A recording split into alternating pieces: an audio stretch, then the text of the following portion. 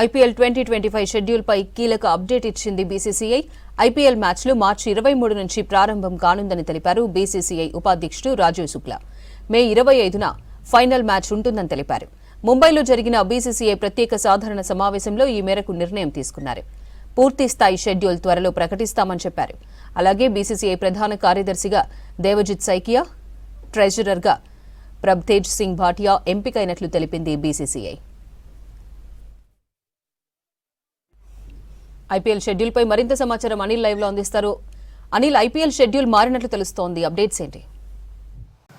Yes Aparna, భారత cricket అభిమానులు ఎప్పుడెప్పుడు ఎదురు చూస్తున్నటువంటి ఐపీఎల్ షెడ్యూల్ అనేది రానే వచ్చిందని చెప్పొచ్చు. ఈరోజు బీసీసీఐ సమావేశంలో, ముంబైలో జరిగినటువంటి సమావేశంలో BCCI vice president Rajeev Shukla కూడా ప్రకటన విడుదల చేశారు.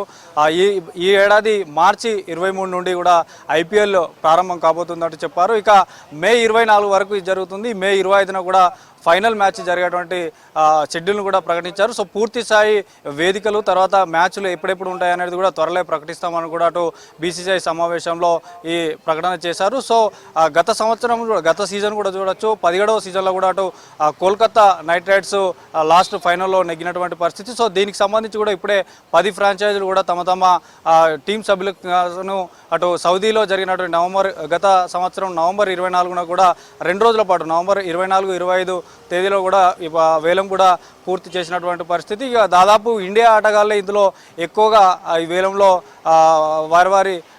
వేలంలో పాల్గొన్నారు. సో పూర్తిగా ఒకసారి మనం చూస్తే అంతర్జాతీయ క్రికెట్కి ఎలాంటి క్లాసెస్ రాకుండా ఈ ఐపీఎల్ షెడ్యూల్ను కూడా ప్రకటించారు. ఎందుకంటే అంతర్జాతీయ క్రికెట్ మ్యాచ్లు ఉంటాయి కాబట్టి ఆ ఆటగాళ్ళే ఇందులో ఆడాల్సి ఉంటుంది కాబట్టి సో వాటికి ఎలాంటి ఇబ్బంది కాకుండా ఈ ఐపీఎల్ షెడ్యూల్ కూడా విడుదల చేశారు. సో పూర్తి స్థాయి షెడ్యూల్ అనేది త్వరలోనే ప్రకటిస్తామన్నట్టు కూడా అటు రాజీవ్ శుక్లా తెలిపారు. సో పూర్తిగా ఒకసారి మనం చూసినట్టయితే ఇందులో గత సంవత్సరం నవంబర్ 24న పాల్గొన్నటువంటి ఈ వేలంలో దాదాపు ఇండియా సంబంధించినటువంటి ఇండియా నుండి ఇలా పూర్తిగా ఐపీఎల్లో 577 మంది ప్లేయర్స్ ఈ వేలంలో పాల్గొంటే, ఇండియా నుండి 367 మంది పాల్గొంటే, తర్వాత విదేశీ నుండి 210 మంది ఈ వేలంలో పాల్గొన్నారు. సో పూర్తి స్థాయిలో ఎక్కువగా మంది యంగ్స్టార్స్నే ఈ ఫ్రాంచైజీలు 10 ఫ్రాంచైజీలు కూడా యంగ్స్టార్స్కే ఎక్కువగా శ్రద్ధ చూపాయి. యంగ్స్టార్నే ఎక్కువగా బిడ్డింగ్ చేసుకున్నటువంటి పరిస్థితి. ఒకసారి కనుక చూసుకున్నట్టయితే మనకి రిషబ్ పంత్నే అత్యధికంగా ఈ వేలంలో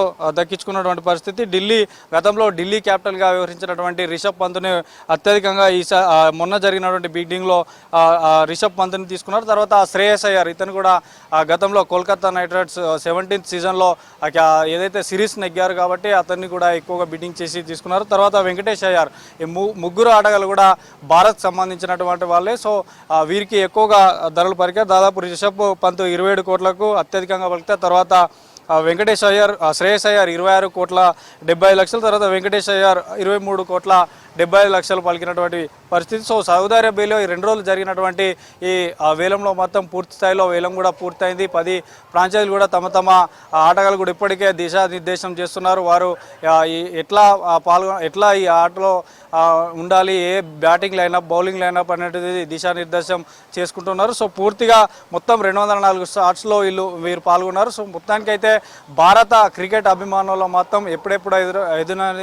ఎప్పుడెప్పుడు అని ఎదురు చూస్తున్న తరుణంలో ఈరోజు మాత్రం బీసీసీఐ సమావేశంలో మాత్రం కీలక ప్రకటన చేశారు రాజీవ్ శుక్లా. సో పూర్తి స్థాయి షెడ్యూల్ అయితే త్వరలోనే ప్రకటించబోతున్నామని చెప్పారు. సో పూర్తి స్థాయిలో దీనికి సంబంధించి కూడా ఇప్పటికే ఏర్పాట్లు కూడా చేశారు. అంటే ఎక్కడెక్కడ ఈ వేదికలు, క్రికెట్ మ్యాచ్కి సంబంధించినటువంటి వేదికలు కూడా ఏ స్టేడియాలలో ఏర్పాటు చేయాలనేది కూడా అన్ని రాష్ట్రంలో ఉన్నటువంటి అన్ని రాష్ట్రాలకు కూడా ఎక్కడెక్కడ స్టేడియాలు ఉన్నాయో వాటికి సంబంధించినటువంటి ఐపీఎల్ సంబంధించినటువంటి ఏర్పాట్లు కూడా చేయాలంటూ ఇప్పటికే ఆదేశాలు కూడా ఇవ్వడం జరిగింది. సో పూర్తిగా ఇంతవరకు టైటిల్ నెగ్గకపోయినటువంటి టీమ్స్ కూడా చూడొచ్చు. అటు బెంగళూరు రాయల్ ఛాలెంజర్స్ బెంగళూరుతో పాటు పంజాబ్ కింగ్స్, తర్వాత Delhi Capitals, Lucknow super jets ఇలాంటి టీంలు కూడా తమ టీంలో ఉన్నటువంటి ప్లేయర్స్కి కూడా దిశానిర్దేశం చేస్తున్నాయి. ఎట్లయినా కూడా ఈసారి రాయల్ ఛాలెంజ్ బెంగళూరు మాత్రం పట్టు మీద ఉన్నట్టు తెలుస్తుంది. ఎందుకంటే ఇప్పటి వరకు కూడా సిరీస్ ఏదైతే ఐపీఎల్ ట్రోఫీ నెగ్గలేకపోయారు. సో వారు మాత్రం పూర్తిగా కసరత్తు చేస్తున్నటువంటి పరిస్థితి. సో పూర్తి స్థాయి షెడ్యూల్ అయితే త్వరలోనే రానున్నంత కూడా అటు బీసీసీఐ సమావేశంలో తెలిపారు. అపర్ణ. రైట్ అనిల్.